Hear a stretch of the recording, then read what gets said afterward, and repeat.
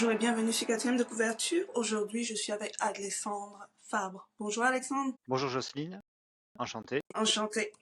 Alors Alexandre, est-ce que vous pouvez vous présenter brièvement pour ceux qui vous connaissent pas? Alors je suis Alexandre Fabre, je suis éditeur de la maison d'édition La Corézale et auteur du roman L'apogée des Humadis, la chute de Tasteg.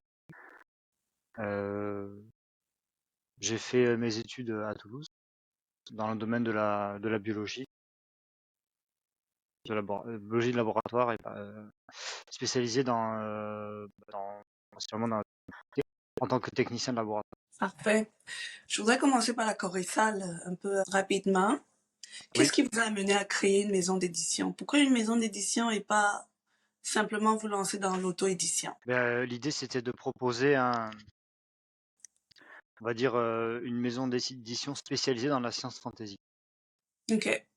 Voilà, donc je voudrais proposer à d'autres auteurs qui écrivent dans ce genre littéraire de m'envoyer leurs manuscrits. Hmm.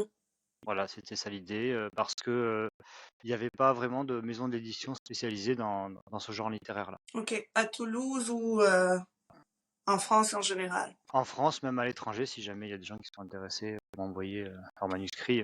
Aujourd'hui, on peut facilement traduire les écrits littéraires, quels qu'ils soient, donc c'est accessible. Ça fait Ok. possible, on va dire, de proposer des romans étrangers. Ok. Donc, l'apogée des Humadis, ça a été édité et publié par la Corézale. Voilà, c'est ça. Ah. Donc c'est une toute petite maison d'édition que j'ai créée à la base donc, pour éditer mon roman, ce qui me permet d'avoir une structure un peu plus solide que le sortir en tant qu'auto-éditeur. Mhm. Et aussi avoir la possibilité d'avoir l'occasion d'éditer d'autres auteurs qui font ce genre de littérature. Donc, l'apogée des Humadis, c'est donc fantasy, science-fiction. Voilà, c'est ça, c'est un mélange de genres. Qu'est-ce qui vous amène dans cet univers-là? Pourquoi ce penchant pour cet univers? J'ai beaucoup d'inspiration, principalement vidéoludique, le Mhm. cinéma, la littérature, et aussi mon influence par rapport à mes études. Voilà, j'ai toujours été fasciné par les sciences, surtout la biologie. Donc Mhm. j'ai créé un univers très orienté science, biologie. Et Donc, ce par qui fait exemple, que oui, non, non, allez-y, excusez-moi, je vous ai coupé. et ce qui fait que ça se sent au niveau on va dire de l'univers et surtout au niveau de la magie qui est présente dans l'univers, qui est très orienté biologie. On est sur une sorte de magie biologique. Pour ceux qui nous écoutent, qui nous regardent et qui n'ont pas encore lu votre livre, qui ne savent pas très bien où est Alexandre Fabre, qu'est-ce que vous pouvez leur dire par rapport à l'apogée des humadistes qui pourrait les intéresser, qui pourrait leur dire, oh, j'ai bien envie d'aller voir sur Amazon si ce livre-là, je peux me le procurer, par exemple. Il y a vraiment un concept original et Mhm. c'est pas, on va dire, banal. C'est pas on va dire, une originalité banale. C'est vraiment unique au niveau du genre de science fantasy. C'est pas une science fantasy qu'on a l'habitude, on va dire, d'explorer dans tous les univers de science fantasy, quels qu'ils soient. Il y a beaucoup d'univers qui exploitent le concept de mélange de magie et de science. Bah, Exact. l'exemple le plus récent, ça a été Arcane, avec une espèce de recherche sur l'arcane justement, cette sorte de magie qu'on ne comprend pas trop.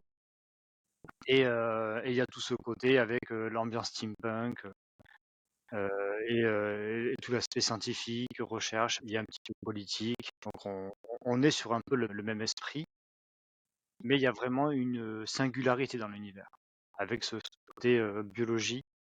Mhm. Ouais, voilà, et Ok. puis un écho par rapport aussi à l'actualité. C'est vrai Ouais. que avec le recul, je me rends compte on va dire, qu'il y a une transmission, on va dire, de ce que je ressens, on va dire, dans l'actualité par rapport aux internationaux et même au niveau des conflits idéologiques, surtout en ce moment avec cette polarisation dans le monde entre, on va dire, la gauche et la droite. C'est vrai qu'il y a vraiment dans le roman, on ressent un petit peu ça. Et c'est un peu plus exprimé puisqu'il y a vraiment, puisque là, on a vraiment des personnages qui donnent un peu leurs opinions. Ok. Même si c'est pas, on va dire, ils les donnent pas au premier degré, il y a pas vraiment ce dualisme que l'on voit dans notre monde. Eux, ils l'utilisent avec leurs propres mots, leur propre langage, leur propre univers, mais ça se ressent dans l'histoire. Il y en a vraiment des oppositions, Et, idéologiques entre les Humadis stricts, qui est l'espèce, on va dire, présente en Eluroy, et plus, on va dire, opposition avec les Humadis Rasta, qui eux sont plus, on va dire, à Archem. ok, Sachant que Archem, c'est l'équivalent du continent africain. Voilà. Et Eluroy, c'est l'Europe. Voilà. ok. Voilà. Hachem, ça me rappelle certaines choses que j'ai lues aussi dans la Bible. C'était H-E-M, quelque chose de même, hein? Ou Ah, je ça n'a sais pas, peut-être. absolument aucun rapport. Non, c'est pas. Non, parce que Ok, Archem, c'est un nom qui fait peut-être un petit peu arabisant ouais, au ouais, niveau ouais. de la phonétique. C'est en fait comme si l'Afrique avait changé de nom au fur et à mesure du temps. Et Hmm. l'Europe, c'est Eluroy. Donc, vous voyez, c'est quelque chose qui ressemble. Eluroy Ouais, qui élit son roi. ok, ok. Voilà l'idée. Ok, et là, vous parlez justement des personnages qui donnent un tout petit peu leur avis par rapport à la politique ou à la situation. À part ça, comment est-ce que vous décririez vos personnages? Combien il y en a? Qui sont-ils? Oh, il y en a beaucoup. Il y en a, on va dire, 16 vraiment Principaux? principaux. Voilà. Et après, il y en a 8 autres un peu plus secondaires et qui ont leur importance. Après, il y a tous les autres personnages qu'on rencontre dans l'histoire. C'est vrai Ouais. qu'il y a beaucoup de personnages. Ils ont vraiment chacun une fonction, voilà, dans l'histoire. Et ils ont une fonction seule et une fonction en groupe quand ils sont réunis ou quand ils sont en conflit, confrontation, ou quand ils sont seuls ou quand ils sont même des fois en plus petit comité. Voilà, ils ont chacun en fait, ils ont vraiment une adaptation en fonction du nombre qu'ils sont, de l'endroit où ils sont, et chacun, on va dire, exprime sa personnalité dans le contexte dans lequel ils sont. Voilà. Ok, donc dans ce livre-là, vous plongez dans l'univers fantasy qui vous intéresse, vous. Vous ajoutez un peu de technologie, de biologie, etc. parce que c'est quand même, comment dire, c'est aussi un de vos intérêts. Vous avez étudié là-dedans et vous apportez cette différence-là dans votre œuvre par rapport à tout ce qui se fait de fantasy. Et vous Oui, dites aussi que vos personnages, votre histoire, c'est un peu plus vraiment, c'est des questionnements sur la politique, sur, je suppose, comment les sociétés fonctionnent à ce moment. oui, en fait, il y a vraiment le petit groupe d'étudiants qui sont à l'université, qui ont leur opinion par rapport à leur environnement, c'est par rapport à l'école, par rapport à leur gouvernement. Ils ont Ouais. une critique par rapport à leur situation personnelle. Et puis après, il y a d'autres groupes qui ont aussi leur critique et qui sont dans une autre situation, ouais, qui sont plus en opposition, on va dire, idéologique. Mhm.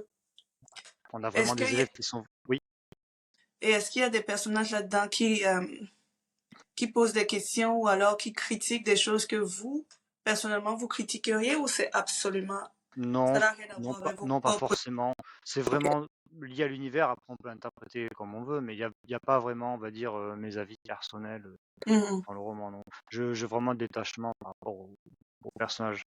Voilà. Ça, c'est votre premier livre. Oui, c'est mon premier livre. Vous avez dit, vous l'avez écrit, vous étiez au lycée, vous étiez un très, très jeune homme encore.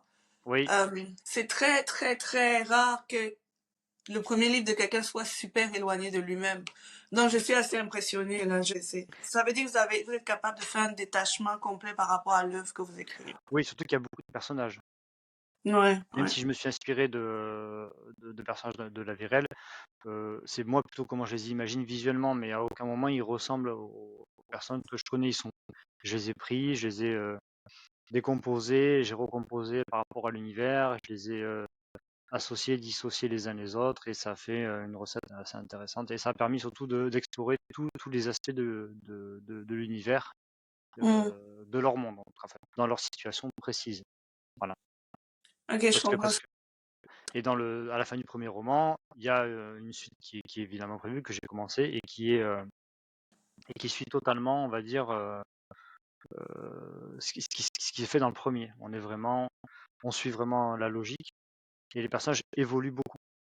Ok, donc c'est une saga, c'est une série. Oui, une série, mais alors je vais faire un deuxième roman qui sera la suite directe du premier, et après j'écrirai d'autres romans dans le passé. Mais vraiment, Ok, le plus gros de l'histoire se fera sur les deux premiers. Voilà, ça va raconter un bloc, on va dire, une petite saga. Mm. Ensuite, il y aura d'autres sagas que j'écrirai plus tard et qui se passent un peu avant, qui va expliquer Ok, d'autres c'est un peu récits à de la Star l'univers. Wars, on va dire. On commence Ouais, avec. ouais, un petit peu, ouais. Ouais. Sauf Ok, qu'en savoir, c'est très très proche, c'est sur 30 ans, 30 ans, 30 ans. ouais, Moi, c'est peut-être 1000 ans avant. J'avais intéressant. commencé un jeu vidéo sur un logiciel qui s'appelle Shiva, un moteur éditeur qui s'appelle Mhm. Shiva. Et j'avais commencé ce jeu en 2014 et justement, c'est la partie qui se passe dans le passé, 200 ans dans le passé. Voilà, Quand vous dites c'est que vous dans avez un. commencé un jeu vidéo, vous avez commencé à jouer à un jeu vidéo, ou bien vous avez commencé à faire un jeu vidéo? Non, je jouais depuis tout petit, mais je veux dire, Ok, j'ai commencé à créer un jeu vidéo inspiré de mon univers avec les règles de la magie de l'univers. wow. C'était plutôt un prototype. Il a jamais été terminé, manque de financement, puis je cherchais en fait à me faire connaître pour obtenir des moyens de production et ça n'a jamais abouti. Voilà. Ok, Mais parce bon, que, le concept est toujours là, quoi. ok, vous avez essayé de rentrer dans le domaine du jeu vidéo également. Ça, Oui, c'est pour rappeler aux gens, on en a parlé un peu hier lorsqu'on a essayé de faire le premier enregistrement. Vous avez plongé quand même dans le milieu entrepreneurial. Vous avez essayé beaucoup de choses. Vous avez essayé, vous avez dit, vous oui, avez un débit de boisson ou une oui. brasserie ou quelque chose de genre. J'ai eu un restaurant, un Ah, restaurant-bar pendant 8 ans. ok. En fait, c'est ça qui m'a arrêté dans mon processus littéraire. Et ensuite, après avoir arrêté le bar, j'ai travaillé à temps plein. Mhm. Donc, j'avais jamais vraiment le temps de continuer mon aventure. Et je m'y suis remis vraiment il y a 2 ans. Et là, je me suis dit, voilà, je me suis mis une deadline pour dire, voilà, bon, c'est bon, maintenant, je le finis. Je monte la maison d'édition, je fais tout, je fais quelque chose de propre. Mhm. Et c'est parti.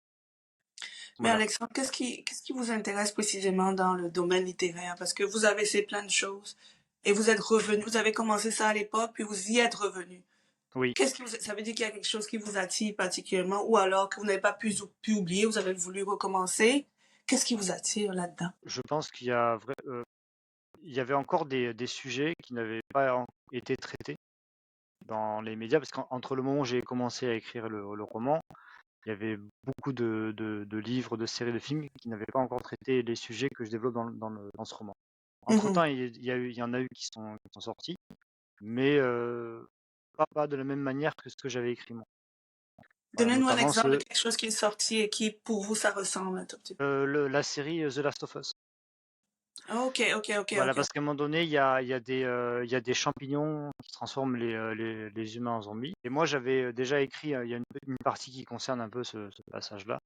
Mhm. Voilà, c'est une petite aventure qu'ils vivent dans le roman, dans le premier roman. Et c'est sorti, et après, ça n'a pas gêné parce que tous les sujets que je traite dans le roman n'ont rien à voir avec The Last of Us. C'est juste le concept du champignon zombie. Mais bon, j'ai envie de dire, c'est pas grave. Après, il y avait un autre exemple où il y avait un nom qui avait été utilisé, par exemple, dans Final Fantasy XIII.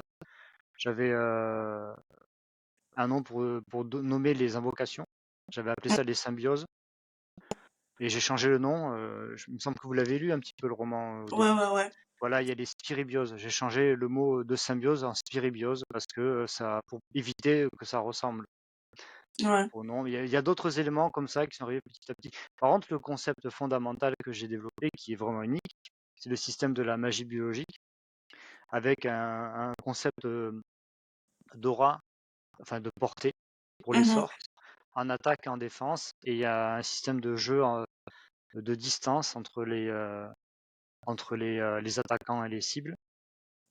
Et ça, c'est quelque chose qui n'a jamais été fait. Et même dans le jeu vidéo, dans le processus de jeu vidéo que j'ai produit, euh, j'ai mis en place, on va dire, les règles et les mécaniques de ce système-là. Et comme il n'est jamais sorti, je l'ai jamais vu nulle part, je me suis dit, bon, bah, vraisemblablement, personne n'y a pensé. Je me suis dit, tiens, je vais le développer. Et il Mhm. y a vraiment aussi, il y a pas que ça dans, dans l'originalité. Le concept de la magie biologique a des répercussions dans l'univers à tous les niveaux. Au niveau industriel, au niveau de l'éducation, au niveau de la Mhm. santé, au niveau militaire et au niveau géopolitique. C'est pour ça qu'il y a un véritable mélange, je dirais, savant entre la science, la fantaisie et la politique, Mais même au niveau des couleurs. d'où vous viennent ces idées? D'où vous Les trouvez études. l'inspiration? Les études et aussi tout ce que j'ai vu, tout ce que j'ai lu, tout ce que j'ai entendu, les débats, voilà. Et petit Ok. à petit, ça s'est précisé, ça s'est confirmé. Donc, vous êtes en train de travailler sur le deuxième livre qui va être vraiment une suite directe du premier, on va dire. Oui, et c'est une autre façon le rythme est complètement différent. C'est un rythme différent. Ce sera pas la même chose. On n'aura pas l'impression de voir une suite, par exemple, comme on l'aurait dans Star Wars, dans Harry Mhm. Potter, Le Seigneur des Anneaux, quoi. On est vraiment sur une autre façon de raconter. Est-ce qu'on Voilà. retrouve le même personnage? Oui, une bonne partie, oui. Mais il y Ok. aura. Le premier roman se passe sur quelques jours, le deuxième sur plusieurs années. Notre gymnastique intellectuelle. Mais le premier introduit énormément l'univers, il permet de bien comprendre, il permet de bien poser tout ce qu'on doit comprendre et tout ce qu'on doit savoir de l'univers. Et c'est pour ça qu'il y a beaucoup de personnages, c'est pour ça que le roman est assez conséquent. Ça développe bien, ça cadre bien, c'est bien assez précis. Et c'est parfaitement imbriqué dans tout le scénario et dans le développement des personnages. Et est-ce que vous avez une date, vous vous êtes fixé une date pour pouvoir le Non, j'ai pas publier de ou date. non, pas encore? Non, non, Non. non, non. Ce serait bien que je le finisse avant la fin de l'année, mais bon. Hmm. Quand on travaille à côté, c'est compliqué Ouais, j'imagine. voilà, d'écrire. Voilà, le travail alimentaire prend beaucoup de temps. Donc Ouais. c'est Donc difficile. après celui-là, vous dites vous allez faire une d'autres livres, mais plus 1000 ans avant. Un Voilà, donc millénaire. déjà pour expliquer un petit peu l'origine de d'où vient cette magie biologique et d'autres sujets. Il n'y a pas Ok. que ça. Est-ce que vous êtes fixé déjà un certain nombre de livres à l'avance? Ok, je vais en faire 2 pour expliquer, ou je vais en faire 3 où vous allez Eh ben, plus vraiment ce sera expliquer. deux duologies. Ok, ok, Ça, ok. c'est une duologie, une première sur la chute de Tasleg. Le deuxième, ce sera l'héritage de Tasleg. Mhm. Voilà. Ok. Et les deux autres, ce sera l'ascension de Tasleg et la suite de la Renaissance. La Renaissance de Tasleg qui concerne l'épisode qui était dans le jeu vidéo, voilà, que j'avais, on va dire, prototypé. Est-ce que vous avez envie à un moment donné de remettre ce projet de jeu vidéo au goût du Oui, jour, bien sûr, bien retenter? sûr. Bien sûr, j'ai déjà écrit des règles du jeu d'un jeu de cartes aussi, un jeu à Ok. collectionner. Voilà, j'ai plusieurs. En fait, c'est tout un univers transmédia. Ouais, ouais, ouais, ouais. Voilà, c'est adaptable dans plusieurs supports et pour chaque support, il y a une histoire différente à raconter. Ok. Le support sert le fond et la forme de l'univers. C'est pas juste pour faire du business. Il y a aussi une vraie fonction derrière. Hmm. Voilà l'idée. Est-ce que vous avez tout ça, c'est vraiment super fantasy, science-fiction. Est-ce que vous êtes attiré par un autre genre ou vraiment pas du tout? Ou pas tout de suite? Euh, Bah si, enfin, je sais pas après. Ça dépend. Faut voir. En général, l'un de mes genres préférés, c'est le fantastique. Ok. Voilà, c'est l'un de mes genres préférés parce que j'aime bien ce côté euh, frontière entre l'irréel et le fantaisiste. Hmm. Oui, oui, j'ai vu votre Oui, entretien avec oui, un collègue québécois. Vous regardez aux frontières du réel et X-Files. voilà, voilà. Et ça, vraiment, c'est aussi ce qui, la science fantasy, c'est un petit peu l'évolution, on va dire, de la Mhm. fantastique. Le fantastique, c'est très dur à faire. Fantastique, je dirais, c'est un genre littéraire minimaliste. Et pour avoir vraiment l'équilibre parfait entre le côté très réaliste, Mhm. le rationalisme, et face au côté fantaisiste, sans prendre un camp pour l'un ou l'autre. Ça, c'est très difficile à faire. Je pense que c'est l'un des genres les plus difficiles à réaliser Ok. en écriture, pour jamais trahir l'un des deux camps.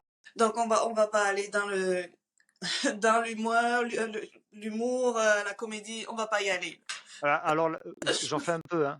J'en Ah fais un ouais? petit peu, hein. Ok. Dans Dans Humadis, il y a un petit peu Fantastique. d'humour. Je sais pas si vous vous souvenez de quelques pics que s'envoient les élèves entre eux. Ouais. Ouais, ouais. Il y a un côté un peu humour quand même. Voilà. Et là, bon, par contre, la romance, pas trop. Je suis pas, je suis pas un adepte de romance. Voilà, c'est pas trop mon domaine. Mais peut-être que, je sais pas, ça peut se faire. Ouais. Tout peut se faire. Moi, par exemple, je critique jamais ceux qui font de la romance ou de la romantaisie. Je trouve que c'est un Mhm. genre qui est très utile et très très fonctionnel. Je vois beaucoup de critiques littéraires qui se moquent de ça, et je Ouais. trouve pas ça forcément pertinent. Au contraire, justement, la romance, c'est très, très utile. Je vais prendre l'exemple de Twilight, qui est un peu univers fantasy. On est vraiment dans la recherche entre est-ce que je veux un homme, on va dire, très viril, plus fort, voilà, plus pas Mhm. sauvage, mais voilà. Et face à un homme un peu plus romantique, un peu plus, voilà. Il y a un peu cette recherche-là, voilà. Je trouve ça vraiment intéressant. Moi, je critique pas ça, mais bon, c'est pas mon genre de prédilection. Ça, c'est Mhm. sûr. Tantôt, vous disiez, bon, vous avez un travail alimentaire. Puis, Oui, c'est compliqué de trouver le temps de finir le livre, etc., avec toutes vos obligations. Mais en plus d'écrire, d'avoir votre travail alimentaire, vous avez mis une maison d'édition sur pied. Comment est-ce que vous gérez tout ça? enfin, après, la gestion est pas très difficile aujourd'hui avec l'informatique, c'est quand même assez simplifié. Même au niveau administratif, maintenant, tout est informatisé. C'est pas très compliqué. Donc, bon, il y a juste la compta à faire, là. Et vu Mhm. que j'ai pas beaucoup d'activités, ça va. C'est Ok. gérable. Voilà, après, c'est un petit coût financier parce qu'il y a forcément des frais, voilà, un petit peu de frais bancaires. Voilà, Ouais. il faut avoir aussi un compte, il faut avoir un numéro de téléphone, donc c'est dit qu'il y a un numéro de société. Donc, il y a quelques petits frais, mais c'est pas non plus insupportable. Et après, par contre, si demain je devais me retrouver à avoir des auteurs qui arrivaient à m'envoyer leur manuscrit, voilà, par contre, ce serait un petit peu difficile. Moins de temps, encore moins de temps pour l'écriture. Mais bon, je suis pas fermé à ce qu'on m'envoie des manuscrits, évidemment. J'en reçois, Ouais. mais rarement, mais j'en reçois. Est-ce que Et vous en recevez d'intéressant? non, en fait, alors déjà, j'en ai pas reçu beaucoup, moins de Mhm. 10. Et très souvent, ils sont hors sujet. C'est très difficile de trouver des gens qui font vraiment de la science fantasy. Pourtant, il y a plein de façons d'en faire, hein. Plein de Ok. façons d'en faire. Mais pour l'instant, j'ai rien eu de pertinent. Très souvent, c'est soit de la fantasy, ou soit quelque chose de, on va dire, de très simple, quoi. Ouais, genre, on met des robots, on met des dragons, c'est de la science fantasy, non, c'est pas vraiment ça. C'est un peu plus subtil que ça, quand même. On discutait avant la rencontre. Vous m'avez envoyé un lien pour votre livre, etc. Oui, Donc, je suppose que oui, vous avez en version électronique. Mais est-ce que vous avez aussi version papier? Comment est-ce que vous gérez ce côté-là? j'ai fait imprimer quelques exemplaires. Ok. Voilà, et ensuite, je les vends sur les salons quand j'en fais quelques-uns. C'est vous-même qui vous occupez. Enfin, c'est Corézal, je Oui, suppose. Qui s'occupe oui, de... Ouais. bien sûr, Ok. bien sûr. Ouais. Et j'ai même fait quelques petits goodies Ah dans ouais. le. Oui, oui, j'ai fait des boissons. D'ailleurs, j'en ai une là. Vous voyez, c'est des boissons qui rechargent la magie. J'en ai une rouge et une bleue. Moi, les bleus, j'en ai pas sur place. Mais oui, oui, il y a un concept avec ça aussi. Vous êtes très côté business aussi pas mal, là. Tantôt aussi, Oui, vous parlez des cartes qui sont liées.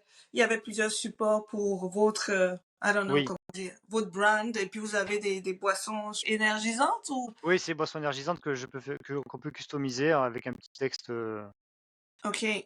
voilà, avec le concept de développer Hmm. dessus, avec un petit côté, on va dire, comment est-ce qu'on pourrait dire ça? Ouais, vraiment ce côté goodies, quoi. Donc vous avez ce côté business là. Un petit peu, ouais. Mais je suppose que ce qui vous guide, c'est pas uniquement ça. Oui, c'est un bon plus si l'argent suit, ça c'est certain. Mais je suppose qu'il y a une raison plus profonde à ça qui fait que vous avez envie de toucher d'autres gens. Oui, il y a une volonté ouais, forcément de d'étendre l'univers au plus de monde possible. Mais c'est très difficile de trouver des gens, et puis il faut se diversifier, il faut se distinguer. Je le fais avec ça, mais malgré tout, c'est très très difficile. Mais Aujourd'hui, le problème, oui, pourquoi vous voulez atteindre ces gens? Pourquoi est-ce que vous voulez toucher ces gens-là? c'est pas que je veux toucher, je cherche mon public. Je ne trouve pas mon public. Actuellement, je suis dans une impasse parce que je ne trouve pas ces gens-là qui seraient intéressés par cet univers-là. Il y Hmm. en a, mais comme je suis quasiment personne, très peu connu, c'est très difficile. Et aujourd'hui, les gens achètent les livres pas pour ce qu'ils racontent, mais ils achètent des livres parce que la personne elle est connue, voilà, Ouais, parce qu'elle ouais. fait quelque chose, parce que voilà, elle a fait je sais pas, une dinguerie sur TikTok, ou voilà. Mais acheter un roman, voilà, si j'avais un projet politique, peut-être que je vendrais mes romans, mais en fait c'est pas le cas. Là, il y a rien en fait. Le problème c'est Ouais. que je suis juste un éditeur et un auteur avec une histoire originale, mais c'est pas non plus. Il faut trouver un levier, il faut trouver son public. Bon, je vais le trouver, hein. Je suis pas inquiet, mais c'est très très difficile. Ouais. Il y a trop de monde, trop de concurrence, et aujourd'hui les gens ne veulent pas acheter un roman, ne veulent pas prendre le risque d'acheter un livre à 20 euros ou à 20 $, je sais pas comment c'est au Canada. Ouais. Comme ça en fait, ils vont pas prendre le risque de et lire et perdre du temps à lire un roman, passer peut-être une semaine, 2 semaines dessus, à Ouais. le lire et dire ouais j'ai perdu mon temps en fait, son histoire, en fait j'ai déjà vu ça 10 fois, c'est nul, j'ai perdu mon temps et mon argent. C'est très difficile, et aujourd'hui on est très très sollicité avec les réseaux sociaux, tous les réseaux sociaux existants, enfin, c'est infernal quoi, Ouais. très difficile. Est-ce que ça vous intéresserait de pencher plus vers les livres audio, par exemple? Je dis ça parce que moi, personnellement, je préfère l'audio. Je suis dans ma voiture, je vais au travail et Oui, j'écoute. Trouver je le temps vais pour... Oui. c'est quelque chose que je vais sûrement développer, mais le livre audio ne représente pas, on va dire, tant de ventes que ça. Ah Même le ouais? livre, ouais, non, ouais, non, c'est toujours le livre papier qui fonctionne le mieux. Surtout le livre d'occasion. En ce moment, c'est le livre d'occasion qui marche beaucoup. Et le livre audio, alors j'y pense bien évidemment, puisque je me suis amusé à écouter mon roman avec Word, Ouais, ouais, en ouais, ouais. lecture à voix haute, et je me le Ouais. suis relu plusieurs fois, ce qui m'a permis de repérer quelques petites coquilles, passages. Et, et c'est vraiment, oui, c'est intéressant. Moi, j'aime bien l'écouter, oui, effectivement. Mm. Et c'est pareil, une fois que, que c'est lancé, il faut trouver du public. Qu'est-ce que vous voudriez que vos lecteurs gardent de vous? Qu'est-ce que vous voudriez qu'ils pensent de vous? Qu'est-ce que vous voudriez qu'ils disent de vous, je sais pas, leurs amis, leurs collègues, lorsqu'ils ont fini de lire La Pochette des Humadistes? Qu'est-ce que vous voudriez qu'ils ressentent? Et surtout, j'aimerais avoir des retours. Voilà, qui me disent, voilà, qu'est-ce que j'ai compris, voilà, ça je l'ai compris, ça je l'ai pas compris, qui me posent des questions. Euh, c'est ça en fait qui m'intéresserait surtout Mm. de savoir. Voilà. Plus que bon, moi, bon, dedans, je suis pas vraiment représenté. Donc plutôt, moi ce qui m'intéresse, c'est de savoir qu'est-ce qu'ils ont compris du fond, de la forme. Est-ce que ça, voilà, bon, évidemment, est-ce que ça leur a plu, mais il y a pas que ça. Voilà. Il y a vraiment le retour de comment est-ce qu'ils le voient par rapport à d'autres œuvres, par rapport à la mienne, par rapport aussi comment est-ce qu'ils pourraient me percevoir aussi. C'est intéressant Ouais. de dire voilà, je te voyais comme ça, pas comme ça. Des gens, quand ils ont vu mon interview avec votre confrère, ils ont été assez surpris, ouais, de Comment ça? ma façon d'être. Oui, ils ne me pensaient pas comme ça, pourtant des gens proches et aussi de ma famille. Voilà, Justement, c'est une question que je pose souvent à mes invités. Ok, ça va dans ce sens-là. C'est si, par exemple, quel est le, le petit fait cocasse ou la petite anecdote si vos proches, justement, la connaissaient ou le connaîtraient, qu'est-ce que ça leur ferait un choc? Ils se diraient, waouh, Alexandre, je savais pas qu'il était comme ça. Oui, oui, oui, c'est vraiment ça, oui. Enfin, oui, j'ai eu Mais vraiment qu'est-ce qui les cette attitude-là, oui. Mais peut-être qu'ils pensaient pas que je maîtrisais autant mon sujet. Voilà. Ils se disaient, ah ouais, quand même, il sait de a... quoi il parle. Oui, bah, parce que je m'intéresse à mon domaine, sinon, il faut que je change d'activité, hein, voilà. C'est vrai que des fois, ce que je remarque sur d'autres auteurs, c'est qu'ils ont du mal à parler de leur sujet, à parler de leur histoire. Très souvent, bah, quand on leur pose des questions, ils tournent en rond. C'est difficile d'avoir de vraies réponses. Vous avez fait les recherches, vous maîtrisez votre sujet. Peut-être eux, ils sont un peu plus dans l'émotionnel ou... Oui, ou oui, ouais, peut-être. Je pense qu'il faut que les gens lisent un peu aussi un peu la philosophie, je pense que c'est important. Ou qu'ils se renseignent, ou qu'ils lisent un petit peu ou qu'ils regardent quelques podcasts pour comprendre un peu. Parce que des fois, quand on touche un petit peu à tous les domaines littéraires, et pas rester que dans son domaine littéraire. Voilà. Parce que Mhm. moi, c'est pour ça que je critique pas tous les autres gens littéraires, parce que je sais en fait ce qu'ils racontent, à quoi ils servent, quelle est leur fonction. Je sais pourquoi est-ce que la romantaisie fonctionne très bien. Et pourquoi ça Euh, fonctionne très bien? ben justement parce que euh, les adolescents se posent beaucoup de questions par rapport aux relations hommes-femmes. Mhm. Et c'est le sujet très actuel. Voilà, les relations hommes-femmes sont très compliquées aujourd'hui. Et voilà, les couples ont du mal à se former, beaucoup de C'est couples vrai. se séparent. Donc effectivement, dans la romantaisie, qu'est-ce que va chercher les ados voient leurs parents se disputer, se séparer, avoir des difficultés pour se mettre en couple. Donc ils comprennent, donc ils ressentent ça. Et ils cherchent dans ces histoires, même si ce sont des histoires un peu, des fois un peu sordides, un peu glauques, Mm. ils se disent détecter les bons et les mauvais comportements. Qu'est-ce que je recherche chez une personne ou chez une autre? Donc les ados lisent cette littérature, beaucoup plus les femmes que les hommes. D'ailleurs, les hommes devraient lire de la romantaisie pour comprendre un peu les femmes et vice-versa, quoi. Et les femmes devraient lire beaucoup plus de science-fiction pour comprendre les hommes. Parce que c'est vrai que ça devrait être un échange. Et c'est vrai que les gens restent toujours, on va dire, dans leur zone de confort. Ouais. Et ils sortent pas. Et moi, je sors de ça. Je reste pas que dans la science-fantasy. Et je reste pas que là-dedans, que là. Ça n'a pas d'intérêt. Je m'intéresse aux autres types de littérature. Sinon, enfin, je sais pas, on reste, on tourne en rond. Et On pour vous, n'évolue qu'est-ce pas. que la fantaisie apporte donc? Là, la Tout à- science-fantasy, Oui. je dirais que ça apporte un regard par rapport à ce que c'est que la science par rapport au domaine fantaisiste et mystique. Quelle est l'utilisation de la science dans le réel? Quelle est son Mhm. application? Quelle est son utilité? Et quand j'ai écrit ce roman, moi j'aimais beaucoup la science et la science-fiction, surtout. Et j'ai dit comment je peux faire aimer aux autres la science. Mhm. Je vais leur montrer, voilà, c'est sympa, c'est fun, il y a un côté, je dirais presque ludique, enfin, dans cet environnement. Voilà, et c'est surtout, ça permet d'avoir un certain regard par rapport à la science en général. Voilà, de ne pas rester dans des croyances purement fantaisistes. Voilà. Rester un peu plus sérieux. Vous avez Et dit aussi... vous critiquez. Oh, excusez. Oui, je vous ai coupé. Oui, non, mais c'est pas un problème. Non, je disais qu'aussi la science-fiction, ça permet aussi d'anticiper des problèmes des technos. Voilà. Mhm. La science-fiction sert beaucoup à ça. On a anticipé, on prend l'exemple de Minority Report, je prends un exemple, voilà, Ouais, les ouais, gens se ouais, mettent, ouais. voilà, Minority Report, les gens ont dit, voilà, on va anticiper. Ça ressemble d'ailleurs un petit peu à la psychotropie d'Isaac Asimov, c'est on va anticiper les comportements, on va anticiper les situations, on va anticiper. D'ailleurs, c'est une critique de l'anticipation en soi déjà. Mais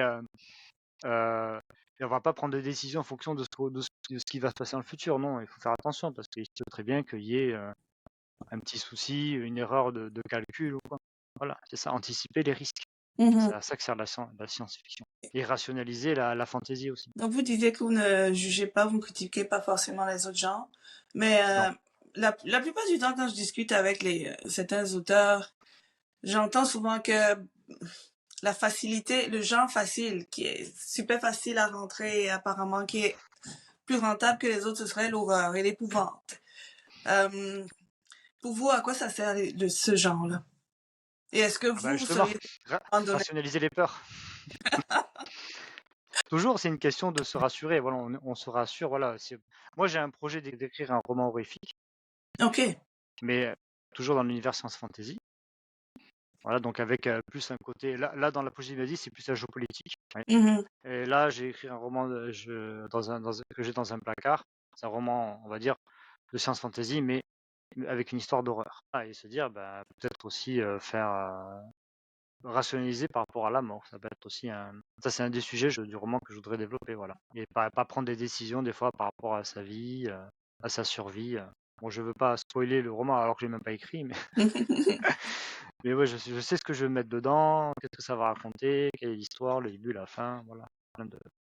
Ok. J'ai pas mal de projets dans les placards. Et oui, l'horreur, je savais pas que c'était le roman qui fonctionnait le mieux. Hein. Ben, c'est ce que j'ai cru y comprendre. D'accord, d'accord. Moi, je pensais que c'était la romantaisie ou la romance qui fonctionnait très bien, mais non, c'est plus l'horreur. D'accord, Bon, c'est ce que j'ai cru comprendre de certains auteurs. Je sais d'accord. pas Bah vérifier. peut-être, je sais pas. Moi, je regardais beaucoup de films d'horreur quand j'étais jeune, Hmm. mais je me suis lassé. Voilà. Ok. Je sais pas pourquoi. J'en regarde plus trop. L'apogée des humanistes. Donc, le livre est disponible sur Amazon. Je l'ai vu Oui, aussi sur Kindle. Euh, en France, est-ce qu'il est dans certaines librairies? à Toulouse principalement. À Toulouse. Ok. Ouais, Ah oui, c'est vrai. Vous êtes de Toulouse. oui, à Ouais. Toulouse. Voilà. Non, il n'est pas dans des librairies malheureusement, mais c'est comme ça. Déjà, il faudrait que je vois si ça fonctionne dans les librairies à Toulouse. Après, je m'étendrai si jamais ça fonctionne. Ok. Ça sert Vous à êtes rien toujours de se à disperser. Toulouse. Vous êtes toujours à Toulouse présentement, vous êtes dans la région? Oui. Ok. Toujours à Toulouse, oui. Voilà. Après, bon, la version Amazon, elle est très bien. Hein. Oui, certain. Voilà, c'est bien pour ceux. Voilà. Oui, C'est vraiment dans les salons, quand je fais les dédicaces, voilà, là, il peut y avoir une version différente, mais ça change rien. Et des petits boissons en cadeau, si jamais. Voilà, il faut être sur dans les salons pour avoir les petites boissons? Voilà, exactement. Elles sont offertes avec l'achat d'un roman. Est-ce que vous avez est-ce que vous avez une boutique en ligne ou quelque chose de ce genre? Non, pas pour le merchandising, pas pour l'instant. Non, les boissons, c'est vraiment du produit marketing commercial, ça c'est pas vendu. C'est offert.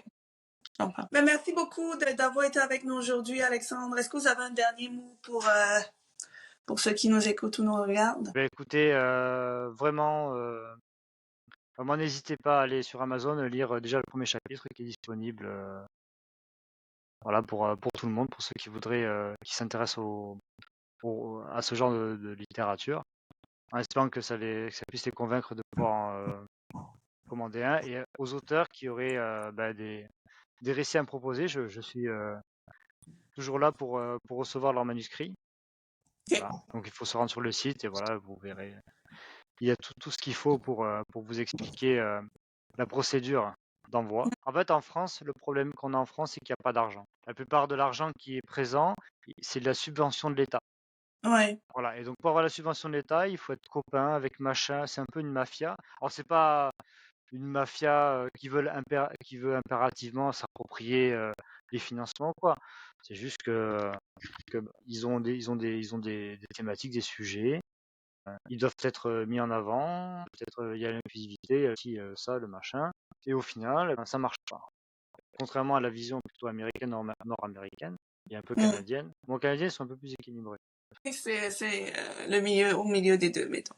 Voilà. Et mais en France, il y a trop de penser j'ai la bonne idée et ça va marcher. Moi, je le vois très bien. Je me suis dit, c'est pas parce que j'ai une bonne idée que ça va marcher.